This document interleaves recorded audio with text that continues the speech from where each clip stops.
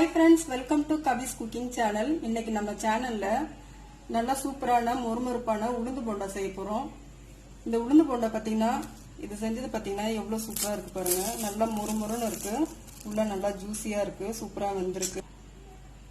வாங்க இந்த இவ்வளவு சூப்பரா செஞ்ச உளுந்து போண்டா எப்படி செய்யறதுன்னு பார்க்கலாம். உளுந்து போண்டாக்கு 1/4 கிலோ உளுந்து ஒரு 3 மணி நேரத்துக்கு முன்னாடி ஊற வச்சிருக்கேன். இப்போ நம்ம இதை கிரைண்டர்ல போட்டு நைஸா அரைச்சு எடுத்துக்கலாம். போண்டாக்கு மாவு அரைக்கும் போது நம்ம தண்ணி சுத்தமா ஊற்றக்கூடாது. கொஞ்சம் தெளிச்சு தான் நம்ம மாவு அரைக்கணும். இல்லைன்னா தண்ணி ஆயிடும். தண்ணியை நல்லா வடிச்சிட்டு அப்புறமா நம்ம போட்டுக்கலாம்.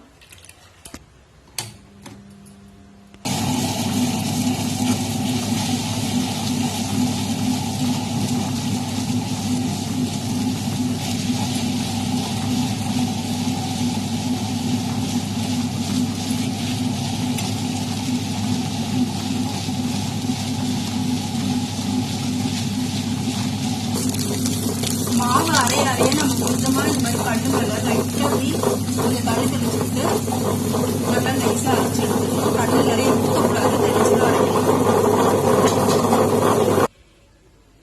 மாவு நல்லா அரைஞ்சிடுச்சுங்க. இங்க பாருங்க இவ்வளவு கெட்டியா இவ்வளவு நல்லா நைஸா அரைஞ்சிடுச்சு. இப்போ இதுக்கு நம்ம தேவையான அளவு கல்லுப்பு சேர்த்து 2 சுத்தி நம்ம எடுத்துக்கலாம்.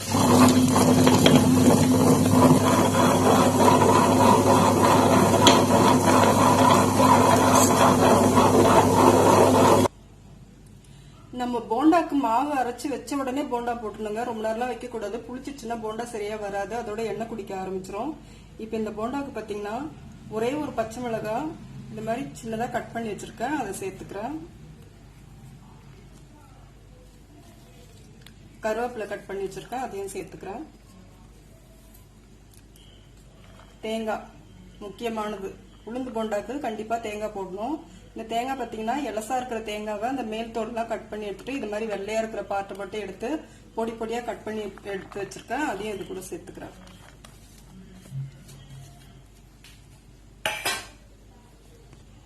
அதே மாதிரி இந்த போண்டாக்கு மிளகு ரொம்ப முக்கியமான ஒரு பொருள். மிளகு பாத்தீங்கன்னா முழுசா தான் ஆக்சுவலா போடுவாங்க. முழுசா போட்டா எல்லாரும் அதை எடுத்து வச்சுட்டு போண்டா மட்டும் சாப்பிட்டு மிளகு வச்சிருவாங்க. அதனால இது மாதிரி லைட்டா கோர்ஸா பொடி பண்ணி போட்டீங்கன்னா அப்படியே மிளகோட எடுத்து சாப்பிடுவாங்க. உடம்புக்கு ரொம்ப நல்லது. இப்போ இந்த மாவு கையில ஒட்டாம இருக்கிறதுக்கு நம்ம கொஞ்சம் தண்ணி ஒரு பவுல்ல எடுத்து கையை நனைச்சிட்டு அப்புறமா இது நல்லா நம்ம கலந்து விட்டுக்கலாம்.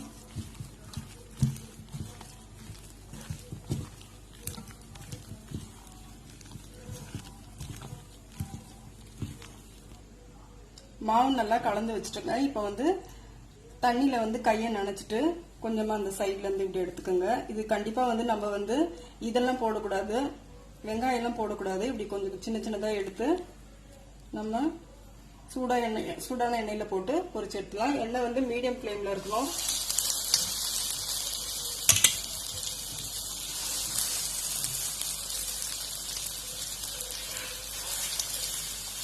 நமக்கு எவ்வளவு சைஸ் வேணுமோ அதுக்கு ஏற்ற மாதிரி எடுத்து நம்ம இது மாதிரி போட்டுக்கலாம். மாவு ரொம்ப தண்ணியா போயிடுச்சுன்னா உங்களுக்கு போண்டா நல்லா வராது. மாவு நல்லா கட்டியா இருக்கணும், நல்லா அரைஞ்சிருக்கணும். பாருங்க எவ்வளவு அழகா எழுந்து வருது. நம்ம இதுல எதுவுமே சோடா மாவு அது இதுன்னு எதுவுமே போடல. சூப்பரா வருது பாருங்க. நம்ம மெதுவா திருப்பி விட்டுக்கலாம். எல்லாத்தையும் திருப்பி விட்டு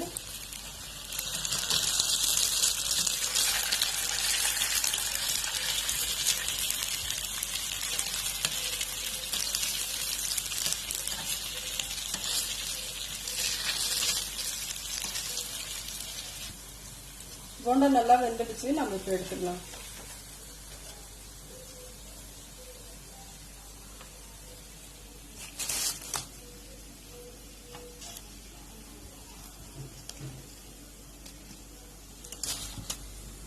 இன்னொரு பேட்ச் போட்டு காட்டுறேன்.